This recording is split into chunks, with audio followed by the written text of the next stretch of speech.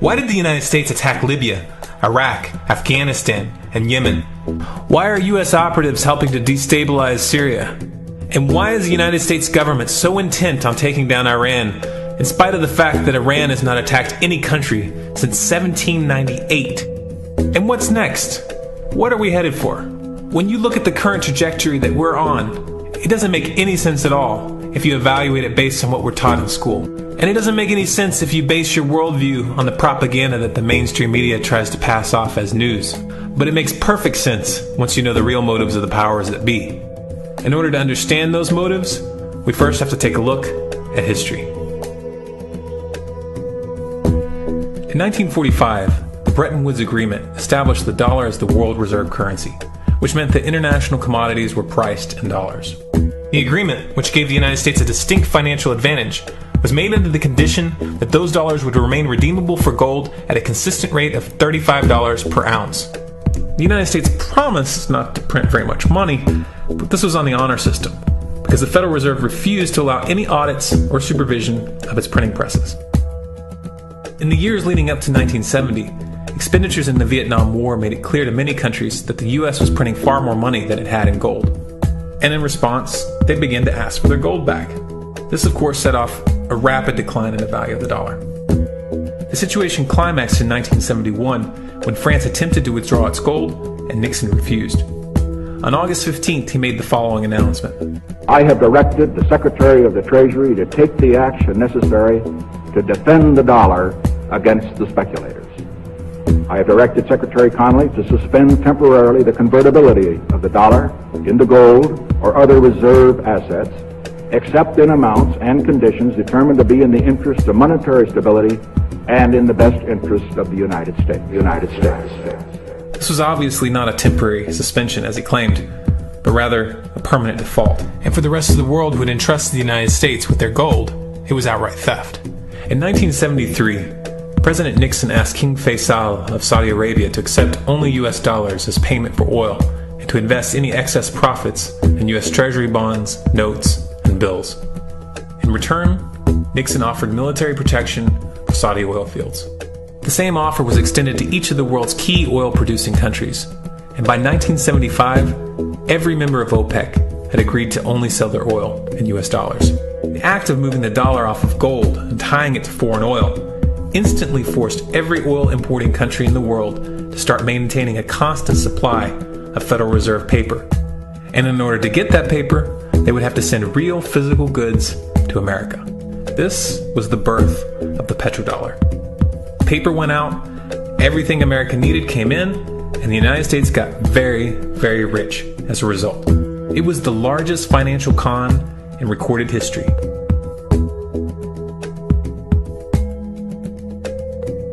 The arms race of the Cold War was a game of poker.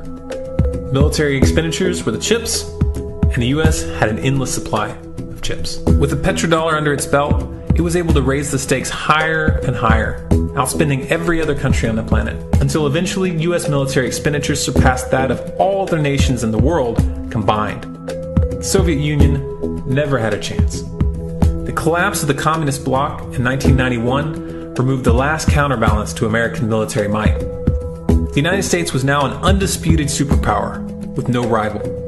Many hoped that this would mark the beginning of a new era of peace and stability. Unfortunately, there were those in high places who had other ideas. Within that same year, the U.S. invaded Iraq in the first Gulf War. And after crushing the Iraqi military and destroying their infrastructure, including water purification plants and hospitals, crippling sanctions were imposed which prevented that infrastructure from being rebuilt. These sanctions, which were initiated by Bush Sr. and sustained throughout the entire Clinton administration, lasted for over a decade and were estimated to have killed over 500,000 children. The Clinton administration was fully aware of these figures. We have heard that 500,000 children have died. I mean, that's more children than died in Hiroshima. And you know, is the price worth it? I think this is a very hard choice, but we think the price is worth it. Miss Albright, what exactly was it that was worth killing 500,000 kids for? In November of 2000, Iraq began selling its oil exclusively in euros.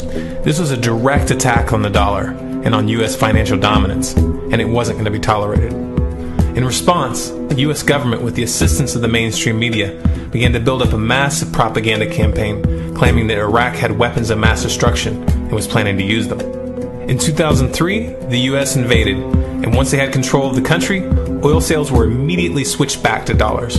This is particularly notable due to the fact that switching back to the dollar meant a 15 to 20% loss in revenue due to the euro's higher value. It doesn't make any sense at all unless you take the petrodollar into account. So I came back to see him a few weeks later, and by that time we were bombing in Afghanistan. I said, "Are we still going to war with Iraq?" And he said, "Oh, it's worse than that." He said, he reached over on his desk, he picked up a piece of paper, he said, I just got this down from upstairs, meaning the Secretary of Defense's office today, and he said, "This is a memo that describes how we're going to take out 7 countries in 5 years, starting with Iraq and then Syria, Lebanon, Libya, Somalia, Sudan, and finishing off Iran. Let's take a look at the events of the past decade and see if you see a pattern. In Libya, Gaddafi was in the process of organizing a bloc of African countries to create a gold-based currency called the dinar, which they intended to use to replace the dollar in that region. US and NATO forces helped destabilize and topple the Libyan government in 2011, and after taking control of the region, US armed rebels executed Gaddafi in cold blood and immediately set up the Libyan Central Bank. Iran has been actively campaigning to pull oil sales off of the dollar for some time now, and it has recently secured agreements to begin trading its oil in exchange for gold. In response, the US government, with mainstream media assistance, has been attempting to build international support for military strikes on the pretext of preventing Iran from building a nuclear weapon. In the meantime, they established sanctions which US officials openly admit are aimed at causing a collapse of the Iranian economy. Syria is Iran's closest ally, and they are bound by mutual defense agreements. The country is currently in the process of being destabilized with covert assistance from NATO, and though Russia and China have warned the United States not to get involved, the White House has made statements within the past month indicating that they are considering military intervention. It should be clear that military intervention in Syria and Iran isn't being considered. It's a foregone conclusion, just as it was in Iraq and Libya. The U.S. is actively working to create the context which gives them the diplomatic cover to do what they already have planned. The motive for these invasions and covert actions becomes clear when we look at them in their full context and connect the dots. Those who control the United States understand that even if a few countries begin to sell their oil in another currency, it will set off a chain reaction and the dollar will collapse. They understand that there is absolutely nothing else holding up the value of the dollar at this point, and so does the rest of the world. But rather than accepting the fact that the dollar is nearing the end of its lifespan, the powers that be have made a calculated gambit. They have decided to use the brute force of the US military to crush each and every resistant state in the Middle East and Africa. That in itself would be bad enough, but what you need to understand is that this is not going to end with Iran. China and Russia have stated publicly and on no uncertain terms that they will not tolerate an attack on Iran or Syria. Iran is one of their key allies, one of the last independent oil producers in the region, and they understand that if Iran falls, then they will have no way to escape the dollar without going to war. And yet the United States is pushing forward in spite of the warnings. What we are witnessing here is a trajectory that leads straight to the unthinkable. It's a trajectory that was mapped out years ago in full awareness of the human consequences. But who was it that put us on this course? What kind of psychopath is willing to intentionally set off a global conflict that will lead to millions of deaths just to protect the value of a paper currency? It obviously isn't the president. The decision to invade Libya, Syria, and Iran was made long before Obama had risen to the national spotlight. And yet, he's carrying out his duty just like the puppets that preceded him. So who is it that pulls the strings? Often the best answer to questions like this are found by asking another question. Qui bono? Who benefits? Obviously, those who have the power to print the dollar out of thin air have the most to lose if the dollar were to fall. And since 1913, that power has been held by the Federal Reserve. The Federal Reserve is a private entity owned by a conglomerate of the most powerful banks in the world. And the men who control those banks are the ones who pull the strings. To them, this is just a game. Your life and the lives of those you love are just pawns on their chessboard. And like a spoiled 4-year-old who tips the board onto the floor when they start to lose, the powers that be are willing to start World War III to keep control of the global financial system.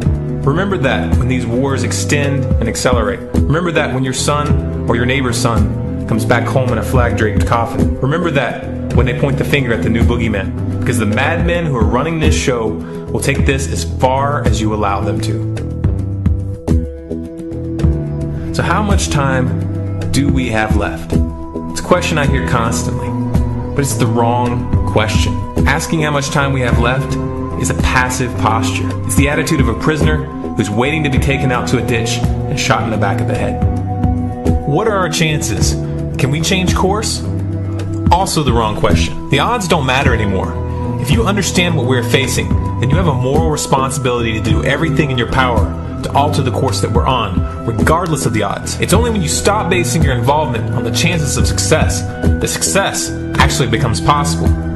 To strip the ill-begotten power from the financial elites and to bring these criminal cartels to justice will require nothing less than a revolution. The government is not going to save us. The government is completely infiltrated and corrupt to the core. Looking to them for a solution at this point is utterly naive. There are 3 stages of revolution, and they are sequential. Stage 1 is already underway. Stage 1 is the ideological resistance. In this stage, we have to actively work to wake up as many people as possible about what is happening and the direction we're headed. All revolutions originate from a shift in the mindset of the population, and no other meaningful resistance is possible without it. Success in this stage of the game can be measured by the contagion of ideas. When an idea reaches critical mass, it begins to spread on its own and seeps into all levels of society. In order to achieve that contagion, we need more people in this fight. We need more people speaking out, making videos, writing articles, getting this information onto the national and international stage. And we especially need to reach the police and the military.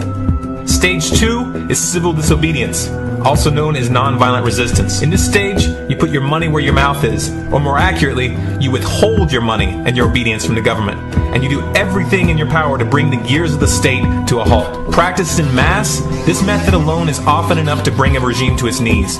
However, if you fail at this stage, stage 3 is inevitable. Stage 3 is direct physical resistance. Direct physical resistance is the last resort, and it should be avoided and delayed as long as possible. And it should only be invoked after all other options have been thoroughly exhausted.